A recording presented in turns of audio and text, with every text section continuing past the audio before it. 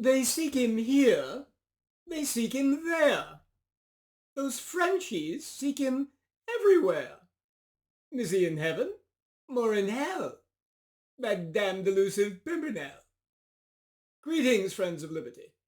As you can see behind me, if they seek me now, they shall only find me in the TARDIS, preparing to assume yet again the accents of our rough but newly independent brethren on the far side of the Atlantic for a mission in one of their 21st century cities.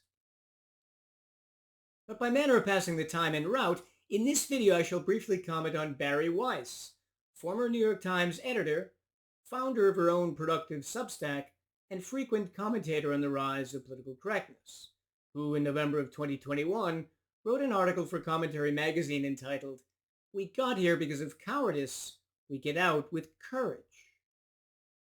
This statement is at least 95% false, and in this video, I shall explain to you why. First, let it not be misunderstood, I admire Bari for her eloquence, her insightfulness and perceptiveness, and her integrity. But with her statement, Bari betrays a fundamental misunderstanding of the origins of political correctness and its present intensification, wokeness. In order to demonstrate her ignorance, let me begin by making an analogy with regard to COVID. If someone had said in March 2020 that only courage can get us out of COVID, we would have understood that the statement was basically false. What would get us out of COVID, and what did, was an effective vaccine. Now it's true, courage was needed before we got a vaccine, by nurses and doctors and patients, and all of us trying to live our lives when faced with the unknown dangers of the virus. But courage was not the solution. An effective vaccine was. In the same vein, political correctness in general, and wokeness specifically, has not been caused by cowardice any more than COVID was. What were its real causes? I explain these in detail in my video, The Actual Cause of Political Correctness, short version, or in the longer 4-video series, The Actual Cause of Political Correctness, parts 1 through 4. To recap,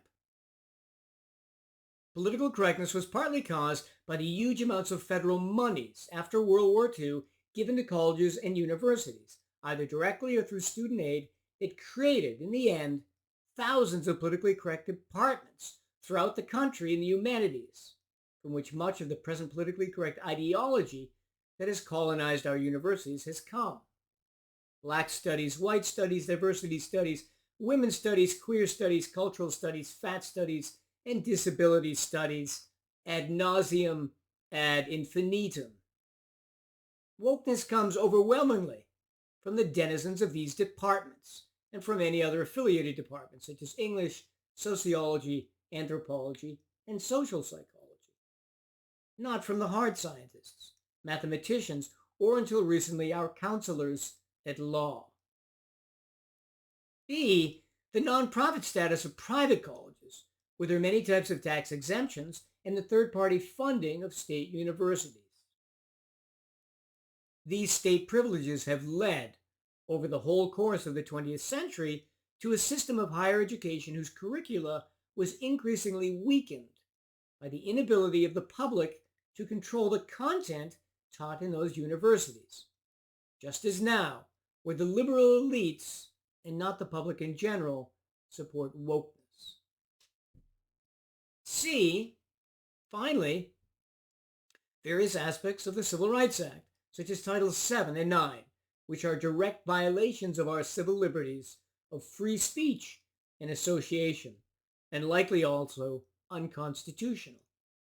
These titles, and their enforcement by the civil rights bureaucracies such as the Equal Employment Opportunity Commission and the Office of Civil Rights and others, has simply legally privileged our opponents who hate free speech and free association to bring suit against any institution, collegiate, commercial, or governmental, for not following their woke morality.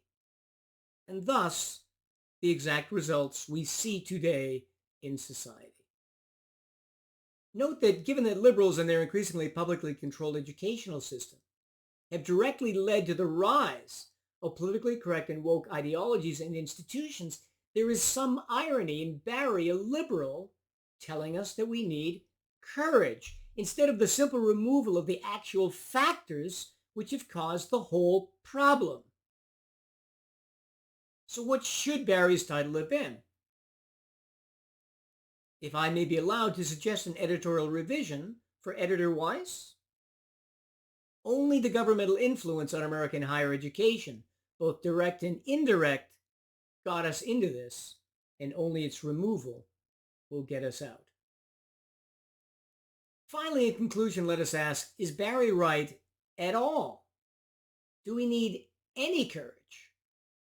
Well, the answer to that is yes, we actually do. Courage of a certain kind. Let me give two examples.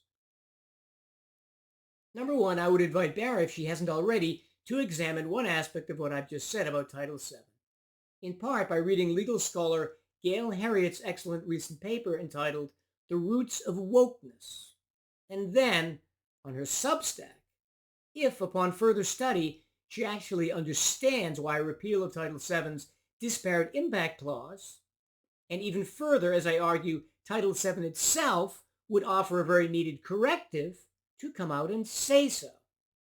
Now that would be a clear exercise of the type of courage required. Number two, given that Shelby Steele and many others have documented how integral the huge increases in federal funding was to the deterioration in quality of and the rise of political correctness in our universities over the last half century, I would again ask Bari, if she hasn't already, to, for example, read Bruce Bauer's Victims' Revolution to investigate the results of this funding stream.